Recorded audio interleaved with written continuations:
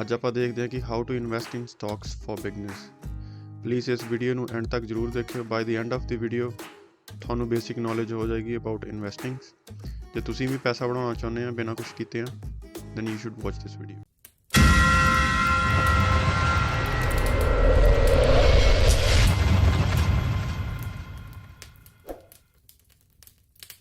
Why you should listen to me?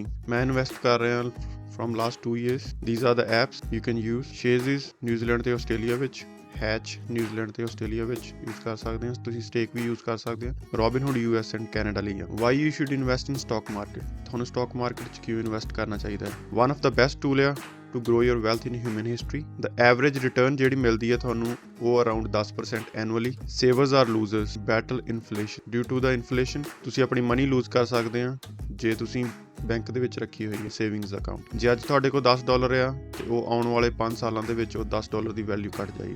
Never been cheaper to invest. Zero trading dollar fees ਆ। You don't have to be genius. There are strategies that help you grow your wealth over the time. What is a stock exactly? A stock is a share of ownership in a company.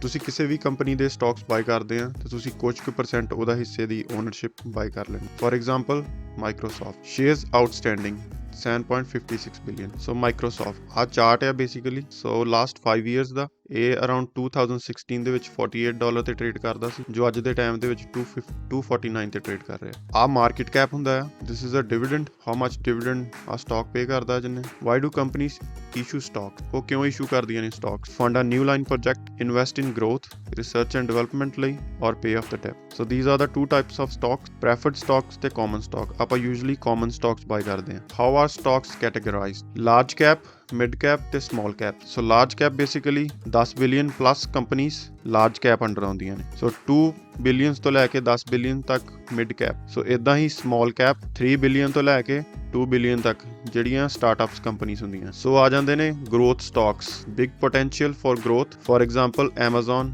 Facebook ਤੇ Microsoft। These are the growth stocks. Next ਆ ਜਾਂਦੇ ਨੇ income stocks ਜਿਹੜੇ ਕਿ ਸਾਨੂੰ regular dividend ਪੇ ਕਰਦੇ ਨੇ। For example Walmart ਤੇ ਵੈਰੀਜ਼ਨ। ਇਹ ਇਹਨਾਂ ਦੇ ਟਿਕਰ ਸਿੰਬਲ ਹੁੰਦੇ ਨੇ। ਜੇ ਤੁਸੀਂ ਗੂਗਲ ਤੇ ਜਾ ਕੇ ਟਾਈਪ ਕਰੋਗੇ $WM ਤੇ ਉਹਦਾ ਅੱਗੇ ਚਾਰਟ ਆ ਜਾਏਗਾ ਉਸ company the, Walmart the. Value stocks are those which are trading below their fundamental. Stock sectors are different stock sectors ਨੇ ਜਿਨ੍ਹਾਂ 'ਚ ਤੁਸੀਂ ਬਾਈ ਕਰ ਸਕਦੇ ਆ। Energy, material, industrial, healthcare. What is risk? Risk include the chance of losing some or all of your investment.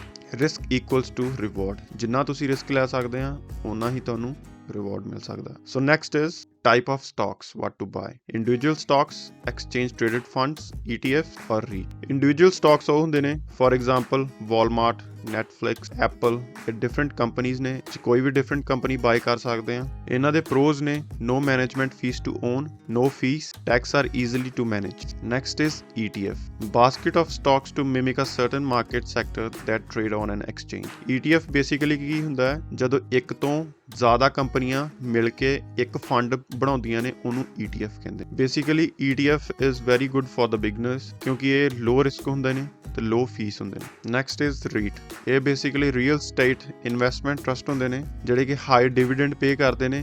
They have to pay 90% of their income. ਉਹ 90% of income dividends ਦੇ ਵਿੱਚ ਸ਼ੇਅਰ ਹੋਲਡਰਸ ਨੂੰ ਦਿੰਦੇ ਨੇ। ਉਹ 90% of the income dividends ਦੇ ਵਿੱਚ ਪੇ ਕਰਦੇ ਨੇ share holders. How to evaluate a company? So ਕੋਈ ਵੀ ਕੰਪਨੀ ਦੇ ਸਟਾਕਸ ਬਾਈ ਕਰਨ ਤੋਂ ਪਹਿਲਾਂ ਆਪਾਂ ਉਹਨਾਂ ਦੀਆਂ ਬੈਲੈਂਸ ਸ਼ੀਟਸ, ਇਨਕਮ ਸਟੇਟਮੈਂਟ ਤੇ ਕੈਸ਼ ਫਲੋ ਸਟੇਟਮੈਂਟਸ ਚੈੱਕ ਕਰਾਂਗੇ ਕਿ ਉਹ ਕੰਪਨੀ ਪ੍ਰੋਫਿਟ 'ਚ ਜਾ ਰਹੀ ਹੈ ਤੇ ਆਉਣ ਵਾਲੇ 10 ਸਾਲਾਂ ਦੇ ਵਿੱਚ ਉਹ ਪ੍ਰੋਫਿਟ 'ਚ ਰਹੇਗੀ। Next is price to earning ratio. ਜੇ ਕੰਪਨੀ ਬਿਲੋ 15 ਟ੍ਰੇਡ ਕਰ ਰਹੀ ਆ that means that a healthy PE ratio. Returns on assets. So ਜੇ 5% or higher ਆ returns ਕਿਸੇ ਵੀ ਕੰਪਨੀ ਦੇ on assets, that means it's a healthy returns on asset ratio. Next is tax and fees. So capital gains ਜਿੰਨਾ ਤੁਹਾਨੂੰ profit ਆਇਆ ਹੈ ਆਪਣੀ investment ਤੇ ਉਹਨੂੰ ਆਪਾਂ ਕੈਪੀਟਲ ਗੇਨ ਕਹਿ ਸਕਦੇ। Next is short term capital gains ਔਰ ਲਾਸ। ਜੇ ਤੁਸੀਂ ਕੋਈ ਵੀ ਇਨਵੈਸਟਮੈਂਟ 1 ਸਾਲ ਦੇ ਵਿੱਚ ਸੈਲ ਕਰ ਦਿੰਦੇ ਆ ਜਿੰਨਾ ਤੁਹਾਡਾ ਰੈਗੂਲਰ ਟੈਕਸ ਪਰਸੈਂਟ ਆ ਤੁਹਾਨੂੰ ਉੱਤੇ ਟੈਕਸ ਦੇਣਾ ਪਏਗਾ। ਸੋ ਜੇ ਤੁਸੀਂ ਲੌਂਗ ਟਰਮ ਰੱਖਦੇ ਆ ਮੋਰ ਦੈਨ 1 ਈਅਰ ਤੁਹਾਨੂੰ 0% ਟੈਕਸ ਪੇ ਕਰਨਾ ਤੁਸੀਂ ਜਿਸ ਕੰਟਰੀ 'ਚ ਵੀ ਰਹਿੰਦੇ। ਥੈਂਕਸ ਫॉर ਵਾਚਿੰਗ ਤੇ ਹੋਰ ਨਵੀਆਂ ਵੀਡੀਓ ਲਈ please hit like and subscribe. ਜੇ ਤੁਹਾਨੂੰ ਕੋਈ ਵੀ ਡਾਊਟ ਆ ਤੇ ਪਲੀਜ਼ ਕਮੈਂਟ ਸੈਕਸ਼ਨ ਵਿੱਚ ਕਮੈਂਟ ਕਰਕੇ ਤੁਸੀਂ ਪੁੱਛ ਸਕਦੇ ਆ। ਤੇ apps the link will be in the description, ਤੁਸੀਂ ਡਿਸਕ੍ਰਿਪਸ਼ਨ ਤੋਂ ਜਾ ਕੇ ਸਾਈਨ ਅਪ ਕਰ ਸਕਦੇ ਹੋ। Thank you.